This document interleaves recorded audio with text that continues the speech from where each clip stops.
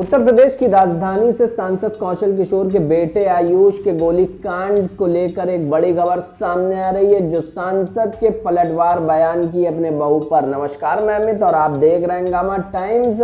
आपको बता दें, सांसद ने अपनी बहू के आरोपों को सिरे से खारिज किया है। आइए डालते हैं लखनऊ ब्यूरो चीफ विक्रम कश्यप की एक विशेष रिपोर्ट पर नजर, जहां पर सांसद ने खुद बड़ा बयान दिया आयुष गोलीकांड के मामले में।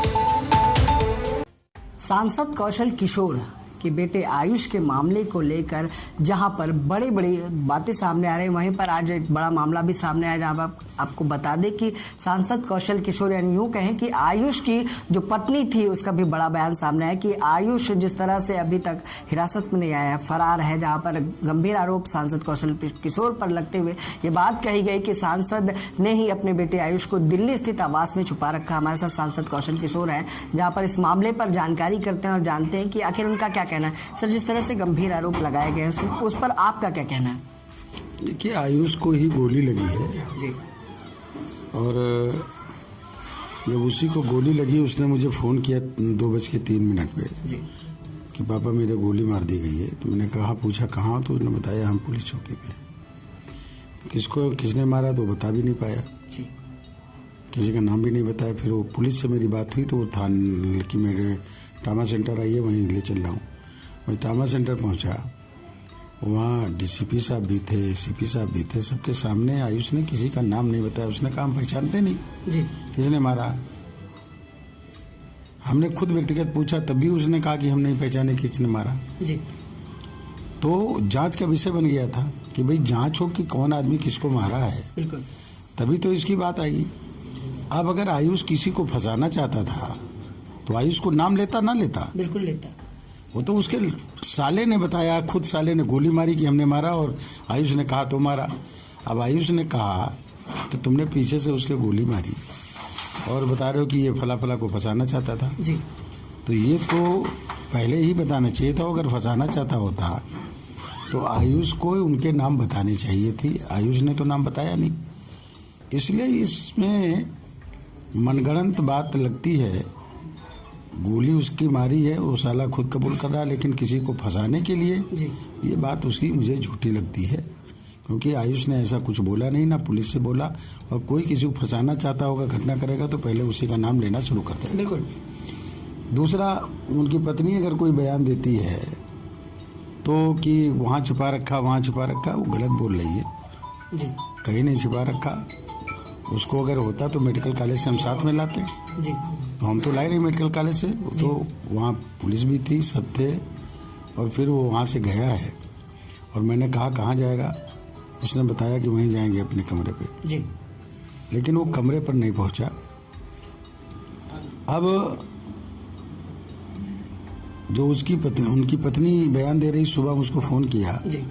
और कहा कि आयुष से मेरी बात हुई है और मैं आयुष को बचाना चाहती हूँ, भाई ने मेरे गोली मारी है, जी।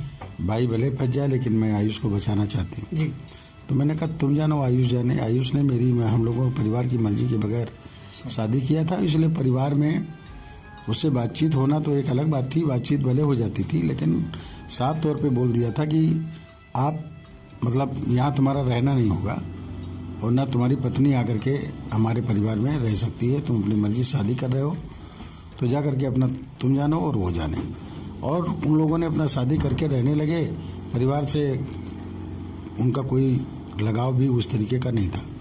लेकिन इस पूरे मामले पर आयुष से किसी तरह की वार्ता हुई कि कौन दोषी है और किस तरह से चीजें हुई, सच्चाई क्या सामने आई अभी तक? आयुष से तो बात मेरी उसी दिन हॉस्पिटल में हुई, उसके बाद से अभी तक नहीं? उससे मेरी बात बाद में हुई नहीं जी। तो उसी दिन जो हॉस्पिटल में जब बात हुई तभी उसने बताया था कि हम पहचाने नहीं कि किसने हमको गोली मारा जी। और जब वो पहचाना ही नहीं किसने गोली मारा जी। तो किसी को फंसाने का कोई औचित्य ही नहीं। जिसको जो घायल है, जिसको गोली लगी, वही तो बोलेगा ना किसने हमको गोली मारी। मतलब और उसने अपने साले को भी गोली मारते नहीं देखा। साले अगर देखा होता तो साले को ही बताता। बिल्कुल। वो तो साले ने पुलिस में बताया कि हमने गोली मारी और आयुष के कहने से मारी। तो उसमें कितना साला सच बोल रहा है क्या है वो जाने और उसकी पत्नी जाने। ये जो आरोप लगाए गए हैं ये कहीं ना कहीं जो बेबुनियाद लगाए जा रहे हैं, जो बेबुनियाद आरोप हैं, निराधार आरोप हैं जी।